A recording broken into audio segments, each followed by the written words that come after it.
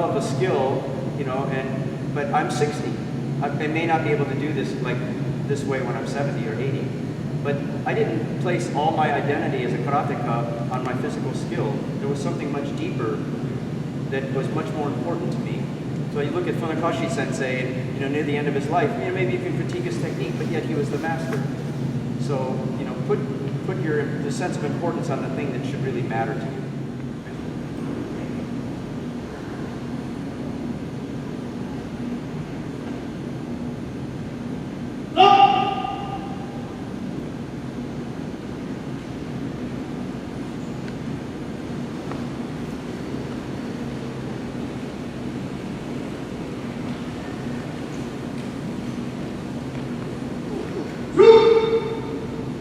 Of an ellipse, so it's kind of like so it goes a little bit that way, not but a little bit of. You like going What'd you learn from what? Not for you. Okay, so get that going. Then I would say when the weight goes to the back, let this shoulder be a little ahead. The weight goes to the front, drive it into that shoulder. Weight back. Même l'épaule a tendance à avancer puis ensuite transférer de côté. Link it to your breath and your relaxed heaviness. Ensuite, synchronise ça avec ta respiration et la détente.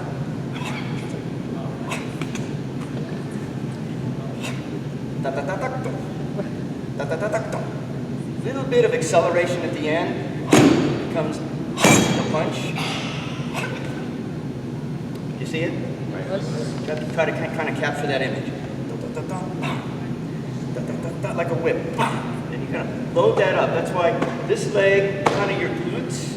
So your legs are a big part of it. When I do it, it doesn't feel so much like it's my upper body at all. In fact, my upper body feels pretty relaxed. And it feels like I'm really using mostly my lower body when I'm doing that feeling like that. I'm shoving with my center, connection to the floor, and that little inflection. And I do think form is a great way to understand body mechanics, but at some point you have to kind of let that go. It's a very critical point where you just let that go and start to identify with the principle of the movement, and then let your body just respond. Like, let it just naturally feel how it should act. And I think when you get into that free space, you might be surprised the spontaneity that your body will really start teaching you that.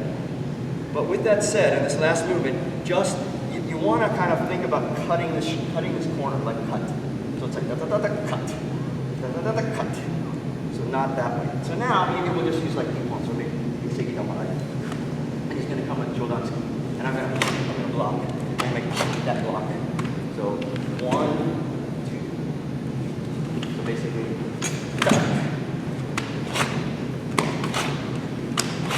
that feeling. So now my leg is sprung, come back. So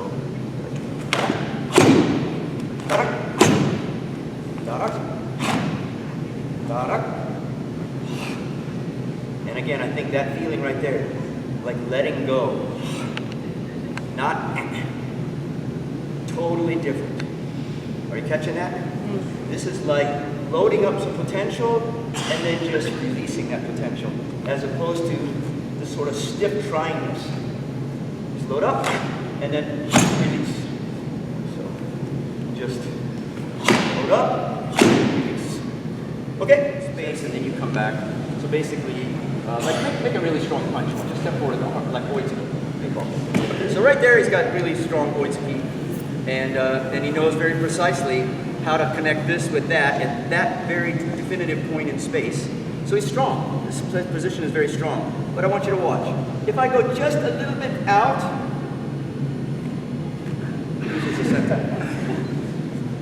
doesn't take much. Just a little bit out. See how all of a sudden this breaks, right? And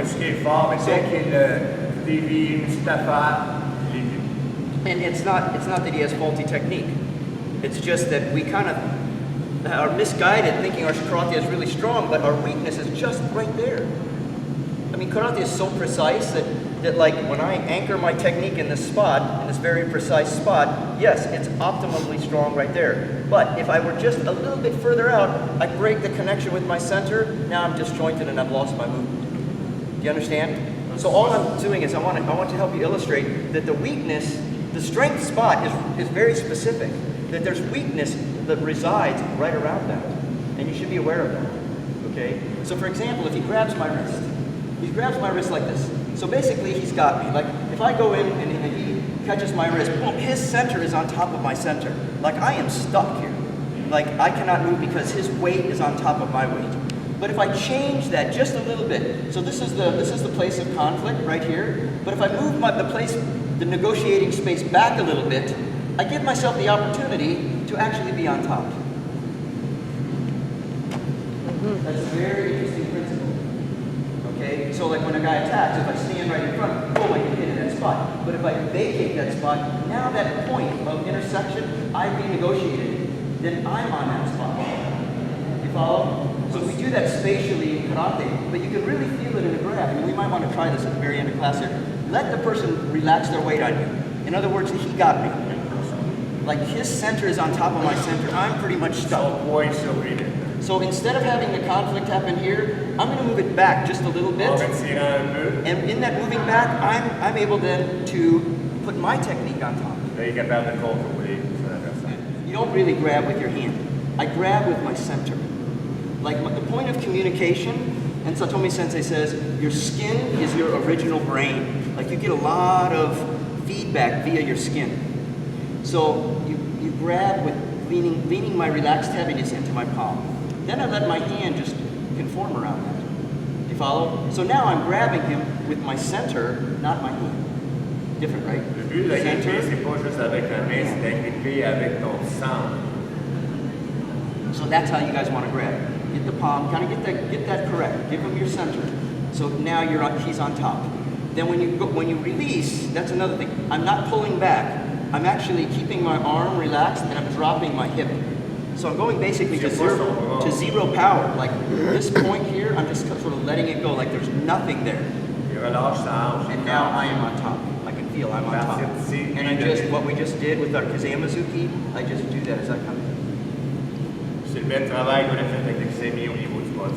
So people say aikido karate different. I would say ta-ta-ta is ta-ta-ta. Same principle. Voyez-vous la similarité entre un mouvement d'aïkido et le karaté qu'on vient de faire? Le sensei a mentionné quand Marc-Antoine a fait son coup de poing est très fort, très bien là. Le désavantage avec le karaté qu'on fait, c'est que quand on finit la technique, au point de contact, c'est très fort. Mais où est-ce que c'est fort, tout autour par contre, c'est plus faible. Nous, notre jeu, c'est de trouver comment trouver le point faible en jouant à distance et les angles. And I will even say little in your punch, the dump. Shoulder up. Regardez sur l'épaule à l'œil. Can you turn around so let's see do it on the other side? So when I check l'épaule this little kokyu, this little rotation in your fist in a punch, is what makes his shoulder go up, which breaks his center. Dès que l'épaule lève, son centre est brisé. Sensei le domine. Plein de monde vont dire, hey, c'est de l'aïkido. Ouais, mais c'est du karaté aussi. Give it a try. Continue avec ça. You want to kind of feel low. And when you feel this, like you're going over the falls, it's because everything kind of went up, right? So when you do it, you want to try to have that kind of pretty low feeling. So I'm using her, she had it. You can see it already. Her technique is pretty good like that. Tu restes groundé vers le sol. Souvent, les gens ont tendance à lever.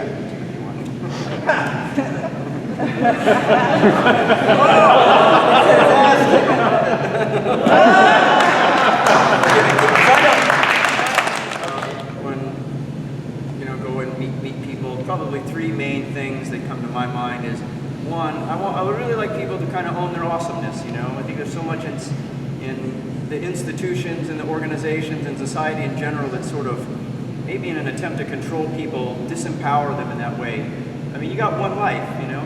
You're awesome. You should feel that. Like when you step, you step. That's the concept of aikido zerimi. Like when you go in, when you put your foot down, that's the next step in your life. Do it with the fullness of your being. Own that. Okay, so I would say let that infect you a little bit.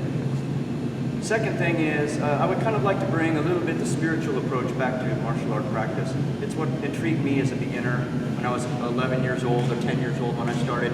I was really intrigued with the sort of warrior priest archetype because to me it represented humanity at its best. This awesome expression of physicality, but this sort of equally spiritual epiphany that happens at the same time. So I would like to bring that back to karate, so it's not just a sporting thing. And as we age, I mean, I think this is what you really tend to value. Are you really honoring your life? So I think that's important.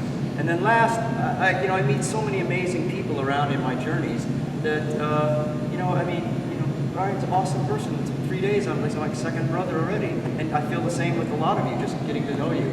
And I meet people in Sweden. I say, wow, I would love for Brian to know that guy over there, Peter, because they would just get along so well. So I would really, in some way, like all the things that keep people apart, I would like to bring people back together.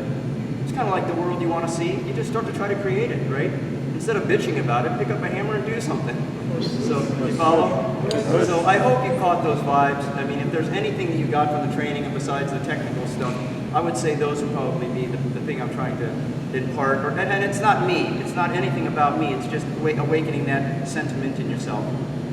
Okay?